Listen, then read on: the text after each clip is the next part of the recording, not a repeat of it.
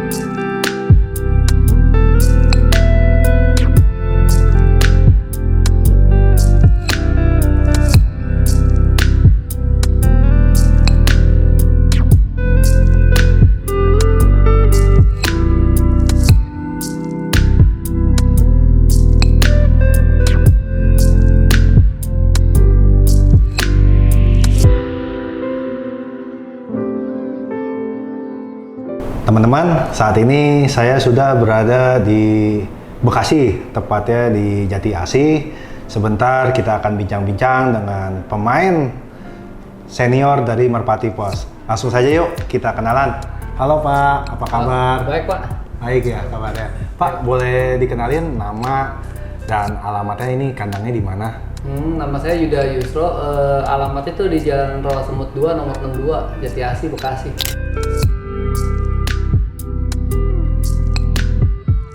Boleh nggak berbagi pengalaman nih? Iya, Pak. Awal mula main Merpati Pos itu sejarahnya seperti apa nih? Saya merpati pos itu awalnya merpati tinggi, Pak. Waktu kecil tuh, 6 SD itu main merpati tinggi. Akhirnya saya beli iseng merpati pos tuh. Saya telorin, saya lepas, kabur. Saya telorin, saya ngelolo, anaknya udah gede, saya lepas, kabur. Akhirnya saya penasaran, akhirnya saya ketemu sama orang LLB, toko jam 41 tuh. Dia bilang mesti, nyata itu temen saya, kakeknya. Dia bilang miaranya mesti dari Piik. Nah habis itu dari Piik, pemainnya sebulan. Nah habis itu udah saya senang burung pos, pas jauh-jauh. Nah terakhir pas saya kuliah saya pindah tuh, burung pos saya jual semua. Pas saya balik lagi kuliah, kan saya udah balik tuh, udah nggak ngekos tuh. Saya balik kuliah, ada burung pos balik. Pas 2010, saya udah mulai kerja tuh. Nah, di situ saya tertarik sama burung pos. Udah, saya di situ beli burung pos dari senior-senior yang bagus. Saya lombain. Nah, saya mulai juara tahun 2011, saya udah mulai juara sih pertama kali main. Oh gitu. Nah, kenapa kalau melihara Merpati Pos harus masih Piik? Gitu loh. Jadi gini sih Pak, dia Merpati Pos itu mesti dari Piik karena dia hanya pulang ke tempat asalnya. Dia lahir atau Piik. Kalau di Piik dia masih belum inget tuh. Dia kalau udah lebih gede dari Piik, dia kagak mau Pak. Biasanya jarang. Oh, yang penting jangan sampai dia terbang mungkin ya? Dia nggak Atau boleh ngawang. ngawang. Sebenarnya burung pos udah umur setahun nih, masih bisa poma, asal dia nggak ngawang sih sebenarnya. Oh gitu. Masih bisa poma sebenarnya Pak. Oh masih. Saya bisa pomain burung pos usia setahun 2 tahun nih. Asal dia di rumah pertamanya belum pernah ngawang, bisa. Oh bisa ya? Oh gitu. Jadi ketika dia dari kecil udah ngawang, berarti itu tempat itu yang diingat sama dia? Iya, betul Pak. Nggak bisa dipindah kemana-mana ya? Nggak bisa. Balik lagi pasti? Balik lagi. Oh. Sama burung pos juga bisa diklepek sebenarnya, tapi jarang orang tahu. Bisa, bisa? keket. Bisa keket Dia juga? bisa ada yang turun pas pala 3/4, ada. Oh, itu pos yang seperti apa kok? Sama, semua burung pos bisa. Oh, bisa. Jadi merpati pos itu merpati kolong sama. Cuman karena merpati pos itu kan banyak orang sibuk tuh, kita kerja tuh. Jadi udahlah yang penting ini burung pulang deh. Oh gitu. Jadi nggak kita giring, sebenarnya bisa. Bisa ya? Jadi betinanya taruh di dongdang, jantannya taruh keluarin sama kayak burung kolong, bisa sebenarnya. Tapi giringnya apakah bagus? Bagus, ada yang bagus. Ada yang bagus? Jadi ada yang giringnya bagus. Nah itu giringnya bagus itu tergantung silsilah darahnya atau gimana? Tergantung darahnya sih, ada yang bagus, ada yang jelek. Oh gitu. Hampir sama sih sebenarnya kayak burung biasa, kolong. Oh, Gitu. berarti perlu dijinakan dulu ya? Perlu dijinakin. Dia kalau jinak sama bisa diklepek. Bisa klepek ya? Sama Pak. Nah Pak, bisa nggak bagi tips nih Kayak saya kan pemain merpati pos nih, mungkin teman-teman di rumah sana juga pengen tahu cara pelihara merpati pos itu seperti apa. Sebenarnya sih kalau merpati pos kan pertama kali kita beli dari bloodline sih Pak. Jadi bloodline tuh, tapi paling bagus kita beli merpati pos juara. Kalau kita nggak beli merpati pos juara, kita beli anak juara. Kalau kita nggak bisa beli anak juara, minimal silsila lah, nggak jelek gitu loh. Tapi apakah jaminan kalau kita beli silsila juara, anaknya nanti atau keturunannya pasti bisa juara? Kalau burung pos itu lebih mudah sih Pak daripada burung kolong. Biasanya kalau burung pos itu indukannya pulang Bali nih dua-duanya nih. 99% anaknya pasti pulang Bali sih Pak. Itu yang diambil mungkin kepintarannya kali ya? Kepintaran, kecerdasannya ya? Kecerdasan, homing istilahnya homing. Homingnya ya? Kecerdasannya. Oh gitu. Saya baru paham nih Pak. Iya, kalau burung pos lebih gampang. Lebih gampang ya? Kalau kolong wah ruwet itu. Terus merpati pos itu iya Pak. ada berapa permainan menurut merpati Bapak pos nih? itu ada ini 3 Pak. Jadi short distance, middle distance, long distance Pak. Ada 3. Bisa dijelaskan kok? Nah kalau short itu kurang lebih tuh dari 100 kilo sampai 300 atau 450. Nah kalau middle itu 450 sampai 800. Kalau long itu 800 sampai 1200. Mungkin kalau di luar negeri bisa sampai 1500 lebih sih Pak. Oh, bisa antar pulau juga nggak? Bisa antar pulau. Negara? Antar negara bisa. Oh gitu. Burung pos terakhir yang masuk Guinness Book of Record ini dari Cina. Dari Dilepas ke Belanda. Ini saya nggak tahu tuh berapa pastinya. 14 hari, kurang lebih itu 14 hari nyampe Belanda tuh. Kurang lebih mungkin 2.500 sampai 3.000 kilo lah. Itu Guinness Book of Record di dunia. Oh gitu ya. Nah, Pak Yuda sendiri tahu nggak sih asal mulanya nih merpati pos itu dari mana? Merpati pos itu ini Pak, dari Arab. Arab? Dari Arab namanya pigeon carrier. Jadi burung itu pas dia umur setahun, dia maksimal cuma 200 km. Nah, terus dari orang Belgia ngambil burung dari Arab itu pigeon carrier di crossing sama burung komolet, dragon, horseman dan lain-lain yang karakter tuh ada yang bisa terbang 24 jam, terbangnya tinggi, nukik, daya tahan tubuhnya baik. Nah akhirnya dirancang-rancang keluarlah merpati pos, pigeon racing hummer istilahnya. Gitu. Jadi sebenarnya merpati pos itu pigeon racing hummer. Jadi merpati balap yang suka rumah. Oh gitu. Berarti di sana itu tercipta adanya suatu perlombaan ya? Perlombaan ya Pak. Dari gen-gen tuh, dari orang Bandan gen-gen dimajuin tuh, dilombain terus. Sekarang lombanya makin modern sih pakai satelit. Nah, setahu Pak Yuda, hadiah terbesar di merpati pos itu apa hadiahnya? Hadiah merpati pos, kalau di dunia sih sampai miliaran ya Pak. Miliaran? Di dunia sampai miliaran, di Thailand tuh terakhir 24 M sih di Thailand. Di Thailand? Saat ini nih yang kemarin 2021. Cuman kalau di ini banyak sih Pak, nah, ada sampai ratusan miliar ada sih di banyak ya? lomba di dunia. Kalau di Indonesia kayak saat ini Langlang Buana sih Pak. Langlang Buana ya, klub ya? Ada sponsor juga dari Pak Suherman Barus. Kurang lebih hadiah 500 juta sih Pak. Gitu.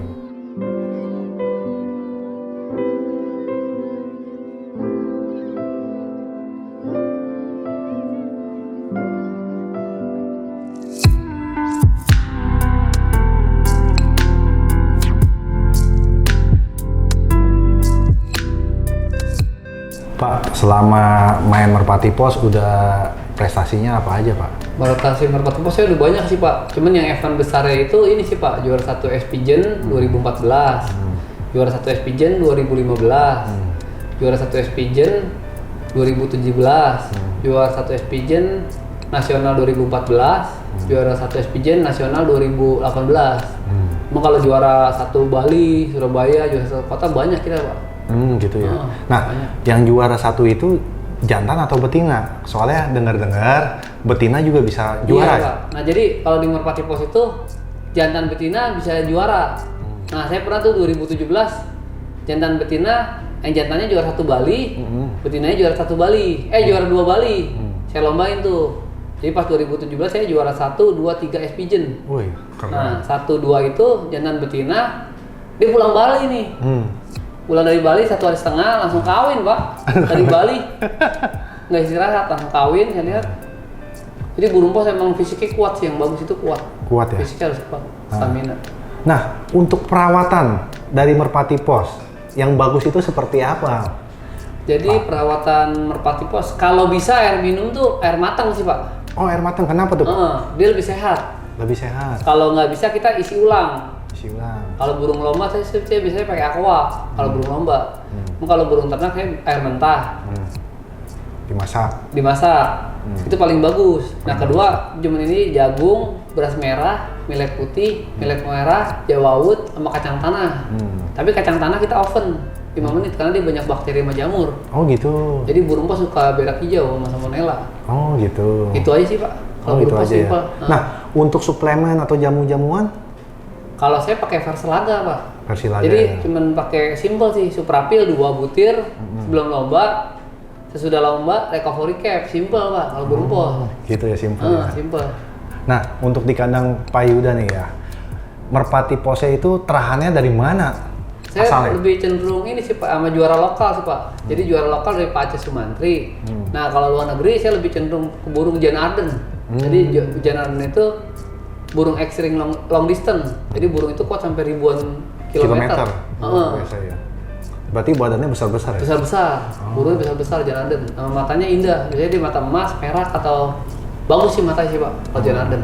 Nah, menurut Pak Yuda sendiri untuk mata merpati pos yang bagus itu seperti apa? Sebenarnya burung pos yang bagus itu sebenarnya itu relatif sih Pak. Lebih fokus ke prestasi sih Pak. Oh lebih prestasi. Cuman kebetulan Janarden itu selain namanya bagus buat long distance, sama matanya itu ada keunikan tersendiri. Dia biasanya golden eyes atau perak. Oh gitu. Ya, semacam kayak mata pilo atau itu bisa dibilang. Nah kalau silver. pilo itu silver. Silver ya jatuhnya. Kalau emas kuning. Jagung berarti.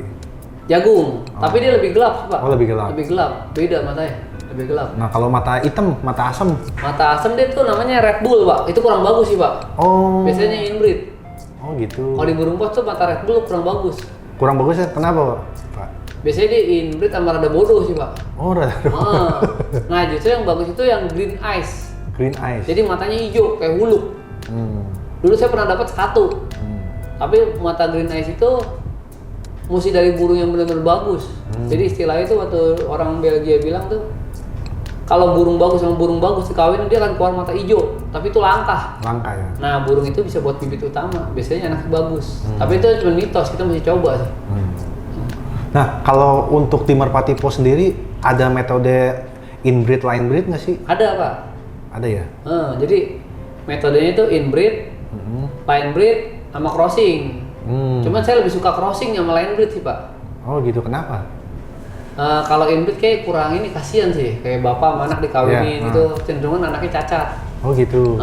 Berarti nggak bisa untuk dilombain dong? Nggak bisa dilombain, itu buat indukan. Buat indukan ya. Sebenarnya inbreed itu kita lakuin jikalau indukan itu super. Kedua jikalau indukan itu mau mati, usia udah tua. Cuma selama indukan itu masih muda nggak perlu inbreed sih Pak. Oh gitu. Karena inbreed itu akan ngurangin organ-organ tubuhnya lemah sih Pak. Kurang bagus sih menurut saya. Kurang bagus ya? Iya. Oh ya Om, saya kan ingin bikin kandang merpati pos nih. Iya, Pak. Ya kemungkinan juga nanti kan saya pengen terjun juga ikut lomba di merpati pos. Nah, menurut Pak Yuda, kandang merpati pos yang bagus itu seperti apa? Jadi kandang merpati pos itu sebaiknya ini sih Pak, atapnya singalum, seng, biar panas tuh.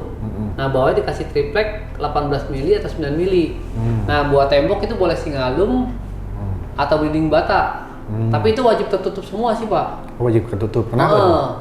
Karena dia biasanya kan kalau pemain burung pos kan depannya jaring tuh.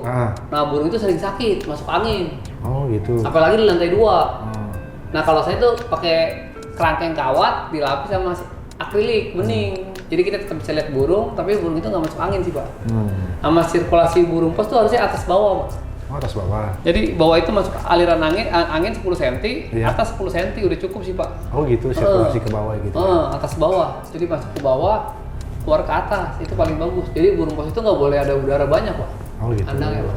Nah, yang jadi pertanyaan nih, kenapa pelihara merpati pos harus digenteng gitu, misalnya di lantai 2, kenapa nggak bisa di lantai dasar gitu? Sebenarnya bisa Pak. Oh bisa? Jadi nggak pengaruh Pak. Jadi saya waktu tahun 2013, 14, 15 saya di lantai dasar Pak, tetap juara sih nggak pengaruh. Oh gitu. Cuma kalau di genteng lebih enak, waktunya lebih dekat. Istilahnya kan kalau burung pos itu kan dia tinggi nih Pak, kalau genteng cepat, kalau dia bawa mesti bawa lagi. Oh gitu. Tapi kalau burung yang bagus nggak pengaruh sih Pak, di bawah ke di atas. Oh gitu ya. Nah, untuk Pak Yuda sendiri nih, saya mau nanya nih, untuk perlombaan merpati pos nih, ada nggak sih arah-arah tertentu gitu? Misalkan ini lombanya mungkin di arah selatan, nanti berapa bulan kemudian di arah timur atau barat gitu. Ada nggak sih pengaruh? Gini sih Pak, jadi kalau burung pos itu ini Pak, biasanya di lomba itu kayak di LLB, MITS, dia ke arah timur Pak. Oh, arah timur. Nah, dia ada lagi Sumatera, arah barat. Ah, ya. Nah, sebenarnya burung pos itu, kalau kita lomba ke arah timur, kita boleh latih ke timur. Itu lebih bagus. Lebih bagus. Cuma saya enggak. Dulu jadi saya latihannya, kebetulan saya ada proyek di barat. Saya latih itu ke barat. Nggak pengaruh kalau burung pos tetap juara arah timur. Oh, jadi pinter emang burung. Burung pos itu mau barat, Mau timur, timur, selatan, bisa semua? Bisa Pak. Nggak pengaruh? Nggak pengaruh. Kirain saya misalkan biasa lepas saya arahnya timur, dipindah ke barat, nggak pulang. Nggak pengaruh Pak. Nggak Malah dulu ada lagi Pak, lomba burung pos itu 4 penjuru angin. 4 penjuru angin? Itu Pak almarhum Pak Daya yang ngadain tuh. Jadi dari timur 250 kilo kalau nggak salah tuh. Terus dia ke barat dari titik 0, Monas 250 kilo. Nah terus dari arah utara dari titik 0 Monas 250 kilo. Dari selatan 250 kilo. Nah burungnya ada yang juara Pak. 4 titik. 4 titik ya? 4 titik. Patokan Monas tuh ya? Monas. Ada yang juara burung. Luar biasa ya. Jadi nggak pengaruh. Nggak pengaruh ya? Nggak pengaruh. Iya kan banyak orang pikir kalau lepas ke barat pindah arah bisa nggak pulang. Nggak pengaruh Pak. Saya udah coba itu. Udah coba ya? Udah coba nggak pengaruh. Jadi saya lomba ke timur, saya nggak sempet latihan ke timur, saya sempetnya latihan ke barat, saya lepas barat terus nggak pengaruh. Nah, untuk Pak Yuda nih di kandangnya nih, untuk pelatihan nih, piik sampai ikut lomba itu di usia berapa? Kalau piikan saya kan buat long distance LLB itu Pak, minimal 1,5 tahun sih Pak. 1,5 tahun, berarti sudah rampas piik ya? Rampas piik. Oh, baru mulai ikut? Baru mulai ikut lomba. Cuma dia kalau buat yang bird dia lar 4 sih Pak. Lar 4 ya? Burung yang bird, saya 3 kali juara yang bird. Jadi juara 1, 2, 3 SPJ yang bird. Dia lar 4. Karena waktu itu saya pas lar 5 burung lumpuh Pak, lumpuh permanen. Oh, kenapa itu? Jadi pas saya latih Cikampek, dari Jakarta Cikampek 70 kilo. Jadi ototnya rusak semua. Pas lar 5. Makanya sejak itu terlalu muda mungkin ya? Terlalu muda. Gitu. Jadi buat latihan lomba yang bird, saran saya lar 4. Oh gitu. Ya mungkin belum siap ya. Belum siap. Kondisi badannya langsung dilepas jauh. Lar 4 patokannya sih Pak. Nah, Pak Yuda, ini kan saya baru main di Merpati Pos ya. Bisa nggak kalau misalkan ya Merpati Pos itu misalkan ya piik ya gitu, udah besar, udah rampas piik, untuk kita lepas jauh, sebelum kita lepas jauh nih, kita lolohin dulu gitu loh, biar homingnya bagus. Bisa boleh, seperti itu? Boleh Pak. Memang burung pos itu gini sih Pak. Jadi dia ingetnya, wah udah pernah punya anak gitu, boleh, jadi Pak. keinginan dia pulangnya lebih bagus. Bisa Pak. Jadi saya pernah tuh lomba burung tuh sambil lomba dia sambil ngeloloh. Bisa sih Pak. Bisa ya? Cuman saya settingnya itu pas dia lomba, pikir udah gede. Boleh itu Pak. Boleh ya? Lebih bagus mungkin Lebih ya? bagus homingnya. Homingnya ya? Nah, untuk Pak Yuda sendiri pernah nggak sih dalam ikut lomba gitu yang nggak pulang itu banyak? Banyak Pak, burung pos banyak. Banyak kendala kan di burung pos, dari alap-alap, musuhnya alap-alap, ular pas dia nginep, minum air yang beracun di sawah, pestisida, ada yang minum oli, terus ditembak pemburu, macam-macam sih Pak. Macam-macam. Banyak Pak. Malah burung pos itu kayak lomba di LB 2000 ekor, pulang dari Bali paling 40-50 ekor aja loh Pak. Yang lain pada hilang. Berarti burung pos sendiri itu butuh perjuangan ya untuk pulang ya? Perjuangan iya Pak. Dia butuh perjuangan, fisiknya mesti kuat, otaknya mesti pintar, sama kedua mesti ada rezeki dah. Kalau ada rezeki deh di jalan macam-macam dah. Ada yang lehernya putus ya. Leher putus ya? Hampir putus leher, saya obatin tuh.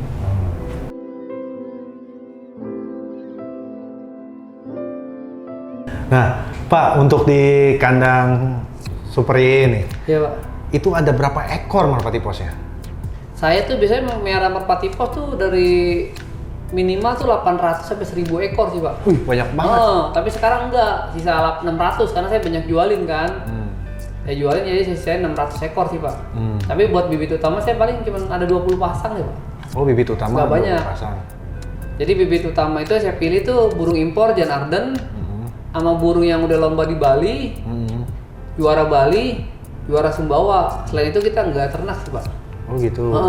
Berarti udah breeding yang juara-juara ya? Jadi cuma breeding yang juara sama impor. Nah impor saya pakai Jan Arden, saya cocoknya di Jan Arden. Buat di Indonesia cocok deh buat long distance. Bagus ya? Bagus. Maksudnya kepintarannya? Homingnya bagus. Buat jarak jauh. Gitu. Sama di Indonesia trennya kita tuh merpati itu pos long distance, short distance nggak laku sih Pak. Oh gitu. Iya. Nah Pak, kalau misalkan ikut lomba nih di Merpati Pos, itu sekali berangkat berapa ekor? Biasanya kalau dulu saya banyak Pak, 150 ekor. Cuma saat ini enggak, karena burung saya banyak sold out. Berarti saya yang ada aja sih. Saat ini cuma ada 13 ekor sih Pak yang lomba sih Pak. Nah, terakhir saya dengar di klub LRB kemarin di pelepasan itu burung 3.000, bener ya Pak? Betul Pak, di LRB ada 3.500 ekor Pak latihan. Buset. Banyak itu Banyak Pak. Ya? Sampai 3 atau 4 mobil gitu Pak. Seru ya? Rame, burung pos lagi booming sih Pak. Gitu. Keseruannya apa sih main Merpati Pos Pak? Keseruannya Merpati Pos itu begitu kita pulang dari Bali kita senang sih Pak.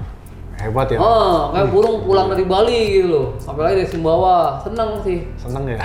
Apalagi kita juara 1 Bali gitu, senang. Iya. Kita aja ke Bali aja naik mobil aja encok ya.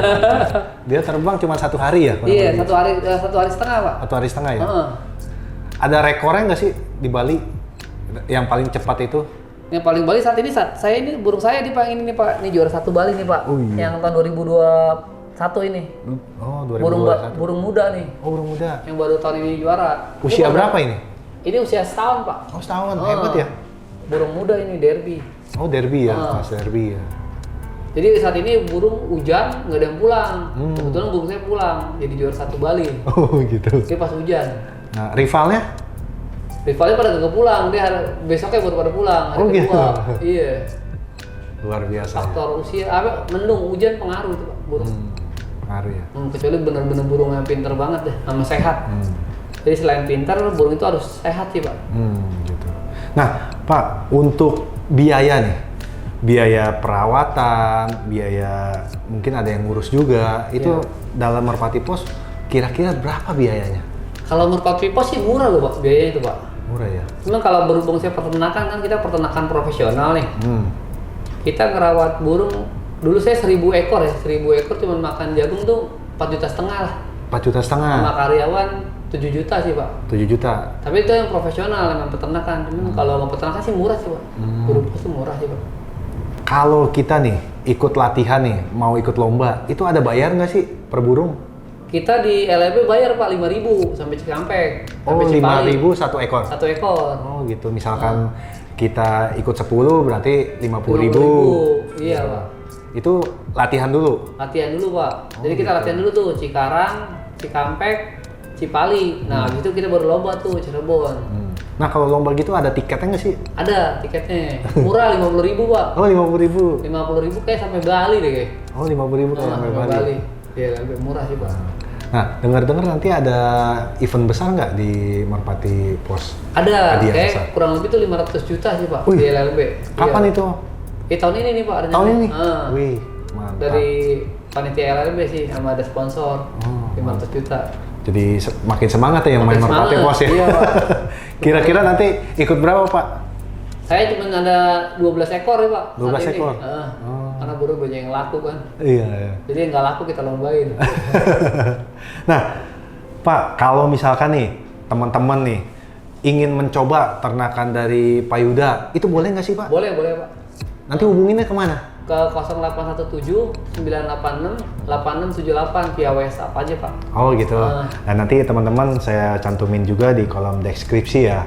Barangkali teman-teman ingin mencoba hasil breedingan dari Payuda ya. Iya Pak.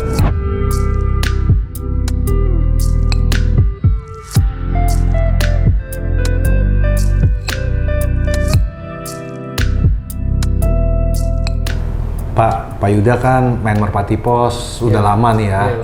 udah bisa dibilang udah puluhan tahun nih ya. Iya. Nah, ada nggak sih suka dukanya dalam bermain merpati pos?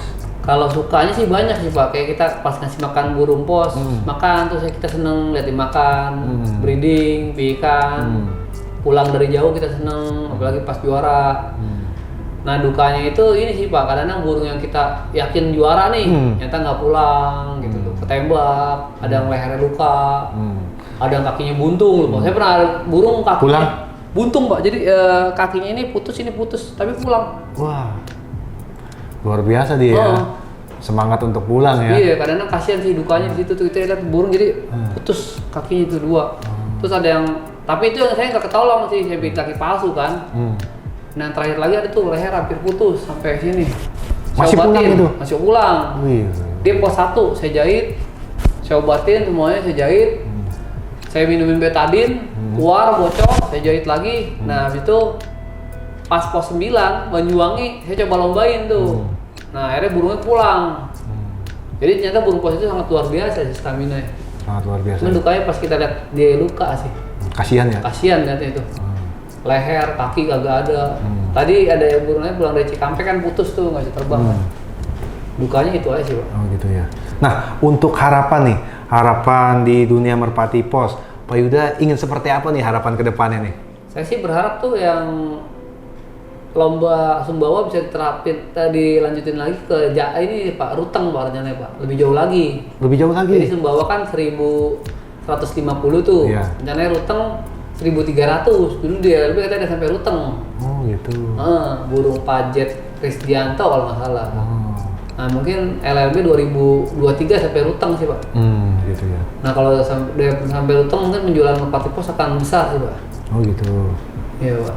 Ya semoga nanti klub LLB bisa mewujudkannya ya Pak ya. Amin. Ya, dan makin rame lagi nih. Makin rame ini burung pos rame banget Pak. Saya juga pengen nih, yang bikin nih kandangnya nih. Siap. Wih, kadang juga saya pikir hebat ya burung pos itu bisa pulang jauh-jauh gitu. Saya juga nggak percaya awalnya.